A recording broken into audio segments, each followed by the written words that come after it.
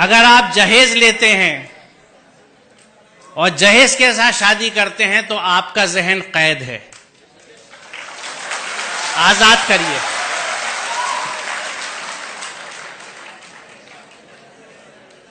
और एक अगर आपकी समझ में आए तो एक बात समझाना चाहूंगा, क्योंकि शायद उसको सुनने के बाद, बल्कि दो बातें जिनको सुनने के बाद शायद आप ससुराल के पैसे की तरफ ना देखें।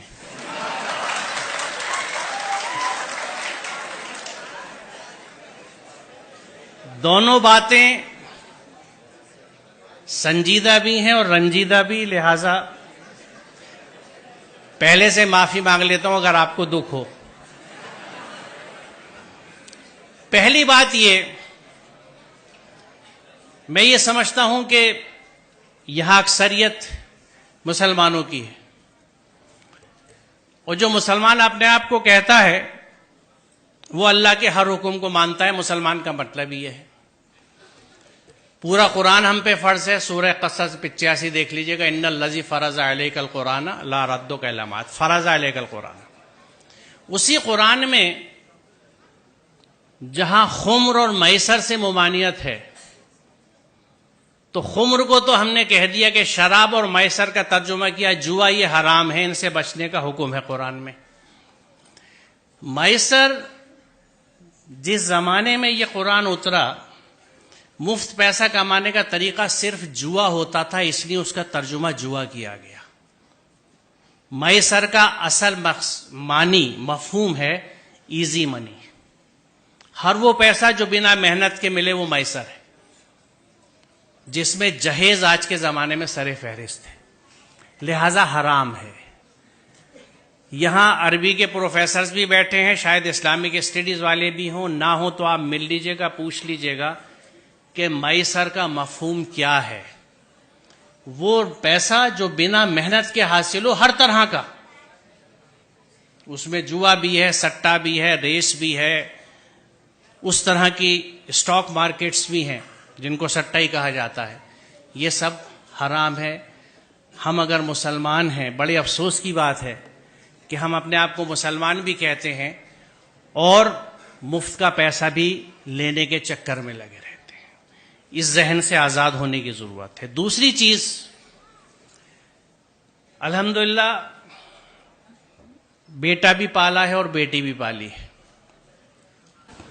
जहन समझता हूं औलादों के, और ये सब मेरी बच्चियां हैं, इनके इतने साथ रहता हूं जैसे आप बच्चों के साथ रहता हूं। कुछ आपके जहनों को समझता हूं और अरसे से समझता हूं, आज की बात नहीं है। 40 साल हो गए पढ़ाते हुए मुझे और बच्चों के साथ रहते हुए।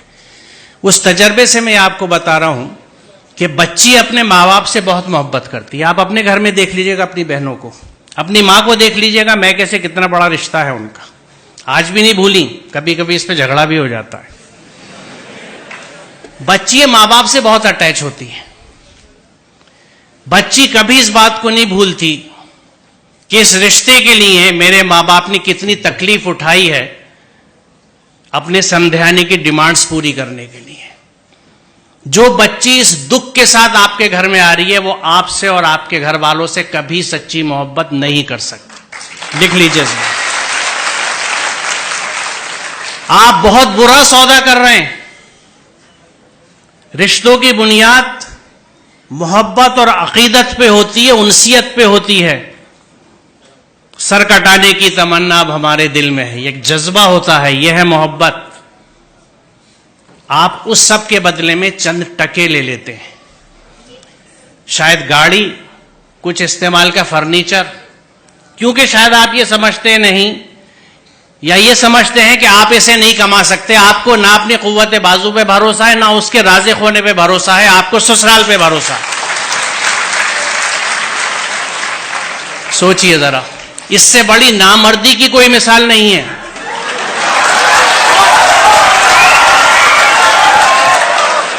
और हम क्लेम करते हैं कि हम मर्द हैं, मर्दानगी पे लड़ते फिरते हैं। ये कैसी मर्दानगी है कि औरत के घर के पैसे पे आप खाना खाते हैं, उसका सामान लेते हैं। मुझे खुशी है कि इतने वेहमेंटली आपने इस कंसेप्ट को रेस्पॉन्ड किया है। और मुझे यकीन है कि यहाँ के 90% बच्चे यकीनन इस पे अमल करेंगे, क्योंकि जो जोश और जज्बा आप दिखा रहे हैं। तो आज की इस यौम आजादी की सुबह पे ये तय रहा, ये प्लेज ली हमने कि हम इस जहन से आजाद होंगे, हम अपनी मेहनत का खाएंगे, अपनी मेहनत से पैसा लेंगे, मैसर नहीं लेंगे, जहेज नहीं लेंगे। बहुत शुक्रिया, खुदा हाफिज।